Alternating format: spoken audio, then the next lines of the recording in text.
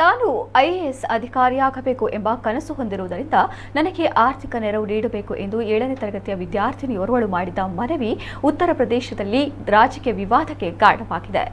ಪಂಖುರಿ ತ್ರಿಪಾಠಿ ಎಂಬ ವಿದ್ಯಾರ್ಥಿನಿಯ ತಂದೆ ರಾಜೀವ್ ಕುಮಾರ್ ತ್ರಿಪಾಠಿ ಅವರಿಗೆ ಅಪಘಾತವೊಂದರಲ್ಲಿ ಕಾಲಿಗೆ ತೀವ್ರ ಗಾಯವಾಗಿತ್ತು. ಇದರಿಂದ ಅವರ ಕುಟುಂಬ ತೀವ್ರವಾಗಿ ಆರ್ಥಿಕ ಮುಕ್ಕಟ್ಟಿಗೆ ಸಿಲುಕಿದೆ. ಹೀಗಾಗಿ ತನ್ನ ಪುತ್ರಿಯ ವಿದ್ಯಾಭ್ಯಾಸ ಮುಂದುವರಿಕೆಗೆ ನೆರವು ನೀಡಬೇಕು ಎಂದು ಪಂಖುರಿ ತ್ರಿಪಾಠಿಯ ಕುಟುಂಬ ಮುಖ್ಯಮಂತ್ರಿ ಆದಿತ್ಯನಾಥ್ ಅವರಲ್ಲಿ ಮನವಿ ಮಾಡಿತು. ಪಂಖುರಿ ತ್ರಿಪಾಠಿಯ ಶಿಕ್ಷಣಕ್ಕೆ ಯಾವುದೇ ಅಡೆತಡೆ ಉಂಟಾಗುವುದಿಲ್ಲ ಎಂದು ಆದಿತ್ಯನಾಥ್ ಭರವಸೆ ನೀಡಿದ್ದರು.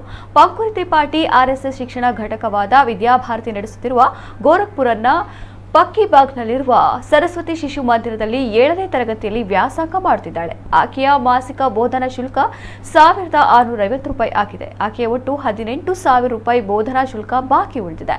ಆದರೆ ಆದಿತ್ಯನಾಥ್ ಭರವಸೆ ಬಳಿಕವೂ ಶಾಲಾ ಆಡಳಿತ ಮಂಡಳಿಯು ಶುಲ್ಕ ವಿನಾಯಿತಿಗೆ ನಿರಾಕರಿಸಿದೆ ಎಂದು ವಿದ್ಯಾರ್ಥಿನಿಯ ಕುಟುಂಬ ಆರೋಪಿಸಿದೆ. ಶಾಲಾ ಆಡಳಿತ ಮಂಡಳಿಯು ಶುಲ್ಕ ವಿನಾಯಿತಿ ನೀಡುವುದಕ್ಕೆ ನಿರಾಕರಿಸ್ತಾ ಇದೆ. ನಮ್ಮ ಶಾಲೆಯಲ್ಲಿ ಅಂತಹ ಯಾವುದೇ ನಿಯಮಗಳಿಲ್ಲ ಎಂದು ಪಟ್ಟು ಹಿಡಿದಿದೆ ಎಂದು ವಿದ್ಯಾರ್ಥಿನಿ ಆರೋಪಿಸಿದ್ದಾರೆ. ಈ ಆರೋಪ ಇದೀಗ ಉತ್ತರ ಪ್ರದೇಶದಲ್ಲಿ ರಾಜಕೀಯ ವಿವಾದಕ್ಕೆ ತಿರುಗಿದೆ. ಈ ಸಂಬಂಧ ಪ್ರತಿಪಕ್ಷ ಸಮಾಜವಾದಿ ಪಕ್ಷದ ಮುಖ್ಯಸ್ಥ ಅಖಿಲೇಶ್ ಯಾದವ್ ಅವರು ಉತ್ತರ ಪ್ರದೇಶ ಸರ್ಕಾರವನ್ನ ತರಾಟೆಗೆ ತೆಗೆದುಕೊಂಡಿದ್ದಾರೆ ಹಾಗೂ ವಿದ್ಯಾರ್ಥಿನಿಯ ಶಿಕ್ಷಣಕ್ಕೆ ನೆರವು ನೀಡುವ ಭರವಸೆಯನ್ನೂ ನೀಡಿದ್ದಾರೆ. ಆದರೆ ಮುಖ್ಯಮಂತ್ರಿ ಆದಿತ್ಯನಾಥ್ ಈ ಪ್ರಕರಣದಲ್ಲಿ ಮಧ್ಯಪ್ರವೇಶಿಸಿ ನಮ್ಮ ಪುತ್ರಿಯ ಕನಸು ನನಸಾಗುವಂತೆ ಮಾಡುತ್ತಾರೆ ಎಂಬ ನಿರೀಕ್ಷೆಯಲ್ಲಿ ಪಂಖುರಿ ತ್ರಿಪಾಠಿ ಕುಟುಂಬವಿದೆ.